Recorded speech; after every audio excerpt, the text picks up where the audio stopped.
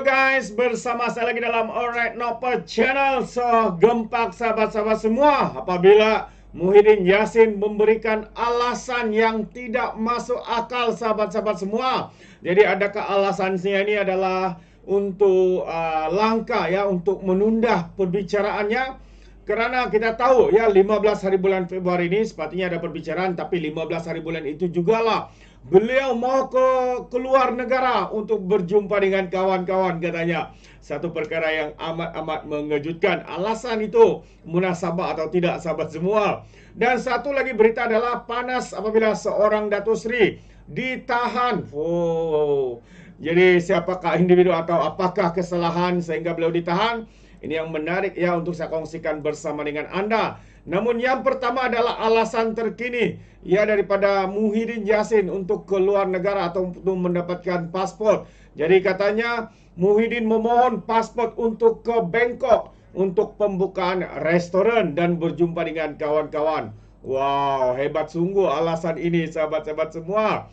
Jadi mari kita baca kenyataan media yang sepetik daripada Free Malaysia Today mengatakan bekas Perdana Menteri ya Muhyiddin Yassin yang berdepan 3 pertuduhan pengubahan wang haram membabitkan dana RM200 juta dikaitkan dengan program Jana Wibawa memohon pasportnya untuk dikembalikan buat sementara waktu. Kali ini Presiden Bersatu itu mahu ke Bangkok untuk menghadiri perasmian Prikiau restoran dikendalikan seorang rakyat Malaysia di sana. Dan individu ini rapat dengan saya katanya dan membuka sebuah premis makanan halal di sana. Dia mau saya hadir majlis itu, kata Muhyiddin dalam afidavit bagi menyokong permohonan itu. Macam orang VVIP pula ya, hanya dapat jemputan dia pun mau pergi sana. Sedangkan hakikatnya sahabat semua, ya ada perbicaraan pada 15 hari bulan itu. Bukan 25 kalau saya tidak salah. Tariknya ada 15 Februari. Jadi permohonan itu difailkan Tuan Cetan Jetwani & Co pada 31 Januari yang lalu. Pengurusi Perikatan Nasional itu berkata, beliau berhasrat ke Bangkok pada 15 Februari ini dan pulang pada 21 Februari nanti. Katanya beliau akan memulangkan pasportnya kepada mahkamah pada 23 Februari nanti. Selain ke restoran itu, Muhyiddin berkata lawatannya juga termasuk untuk menemui rakan di Bangkok dan kawasan lain di Thailand. Ya, sejak didakwa katanya saya tidak dapat jumpa mereka. Tetapi pendakwaan membantah permohonan itu.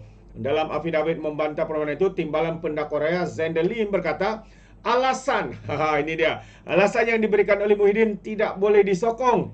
Ya, beliau tiada hak atau keistimewaan untuk mendapatkan pasport itu yang ditahan di mahkamah kerana masih berdepan pertuduhan pengubahan wang haram.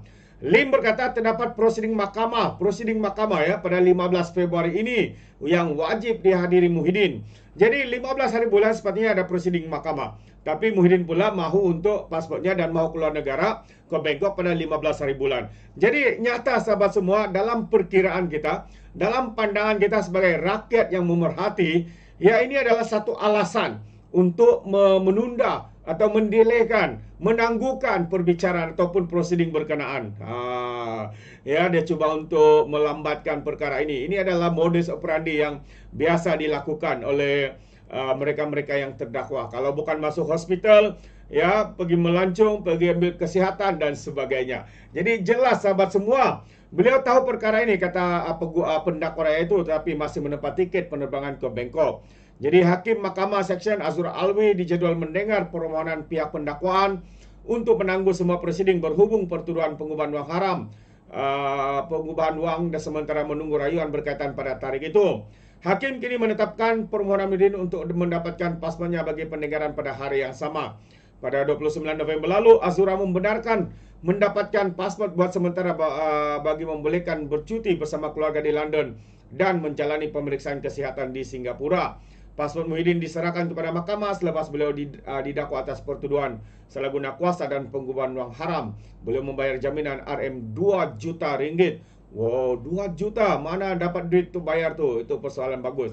Jadi Ogos tahun lalu Mahkamah Tinggi membatalkan 4 pertuduhan salah guna kuasa terhadap atas alasan ia kabur, cacat dan tidak berasas kerana tidak menyatakan butiran kesalahan yang dilakukan. Jadi pihak pendakwaan telah pun merayuh terhadap keputusan itu di Mahkamah Rayuan yang akan mendengarnya pada 28 dan 29 Februari ini. So 28 Februari pendengaran sama ada akan terus dibatalkan ataupun kembali didakwah ya karena perkara itu. Jadi ini antara isu yang menarik ya saya kongsikan bersama dengan Anda. Dan selain itu juga Datuk Seri ditahan sindiket gerbang pembayaran MyPass 88 tumpas. Wow. Ini dia sahabat semua, satu lagi isu Datuk Seri ya, berpangkat Datuk Seri. Jadi sebuah sindiket gerbang pembayaran tumpas susulan penahanan 10 individu termasuk dalang utama yang bergelar Datuk Seri merupakan kejayaan pertama dan rampasan terbesar polis membabitkan sindiket sistem proses pertukaran kewangan.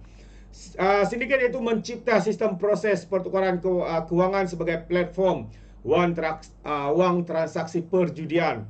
Sistem terbabit akan mengendalikan aliran tunai keluar dan masuk daripada operator perjudian dalam talian. Jadi syarikat didalangi Datuk Seri itu melakukan transaksi berjumlah RM576 juta setahun hasil daripada perolehan. Selain itu, Datuk Seri itu 9 individu yang berusia 29 hingga 49 tahun ditahan di sekitar Lembah Kelang pada 28 hingga 31 Januari lalu kerana disaki terbabit dengan sindiket gerbang pembayaran berkenaan. Jadi Ketua Pasukan Siasatan Jenayah Pengubahan Wang Haram Urus Setiap Pejabat Ketua Polis Negara Bukit Aman, Muhammad Abdullah Ali berkata, suspek itu terdiri pembangun perisian, pemilik syarikat, pengendali, akaun dan juga kerani. Berdasarkan risikan, sindiket ini mula beroperasi sekitar pertengahan 2022 dan berselindung di sebalik sebuah syarikat yang membangunkan platform gerbang pembayaran MyPass 88. Gerbang pembayaran ini digunakan untuk pemain judi dalam talian bagi membuat pembayaran untuk memulakan pertaruhan di platform perjudian dalam talian, katanya menurut Harian Metro dalam satu sidang media di Menara KPJ Kuala Lumpur. Polis turut mengesan 40 perjudian dalam talian menggunakan sistem itu sebagai platform pembayaran yang menerima komisen 2% bagi setiap transaksi dengan akaun keldai disediakan dan dijana secara automatik. Setakat ini, ya masih ada transaksi dilakukan di gerbang pembayaran terbabit dan kita kesan ia berjumlah keseluruhan 21 juta. Hasbullah berkata, sindiket itu menyalahgunakan kelompangan sistem pembayaran dalam talian untuk membantu aktiviti perjudian dalam talian dan jenayah lain. Katanya 10 kereta mewah dan wang tunai berjumlah RM325,000 turut dirampas selain 42 akaun bank milik operator perjudian berjumlah 18.29 juta ringgit dibekukan. Jadi itu antara satu perkara yang amat mengejutkan, namun kita ucapkan tahniah ya kepada pihak polis di Raja Malaysia kerana berjaya menumpaskan ya satu sindiket yang boleh dianggap sebagai satu sindiket yang besar ya dalam negara kita. Jadi kita ucapkan tahniah ya kerana berjaya ya membentras dan juga menangkap ya dalang sebenar dalam aktiviti yang tidak bermoral ini, perjudian, sahabat-sahabat semua. Jadi terima kasih, sampai sini saja. Jadi apakah pandangan anda sahabat-sahabat semua untuk perkara pertama tadi? Ya, adakah yang sedang dilakukan oleh Abakau ini hanyalah untuk menunda, untuk melambat-lambatkan proceeding mahkamah ya terhadap perbicaraan kes beliau membabitkan pengubahan wang haram dan sebagainya. Jadi bagi saya itu adalah satu alasan yang tidak masuk akal. Sepertinya beliau menganggap orang teristimewa, orang yang penting. Ya, apabila orang rakyat Malaysia katanya kawannya juga mau berjumpa dengan beliau, mau pergi ke Bangkok dan mau pasportnya dikembalikan. Sedangkan 15 Februari ini juga adalah berlaku proceeding mahkamah yang harus dia hadir. Jadi berbagai modus operandi ya, berbagai strategi dilakukan. Apa pandangan anda sahabat semua? Anda boleh berikan komen dalam ruangan komen, tapi ingat komen dengan cara berhemah. Terima kasih. Izinkan saya untuk mengundurkan diri dan seperti biasa peribahasa mengatakan tapapun kangkap dua ton keinginan. Dalam bahasa Melayunya tepuk dadah tanya selera. Sekian daripada Orang Indonesia Channel. Saya kita berjumpa lagi. Bye bye.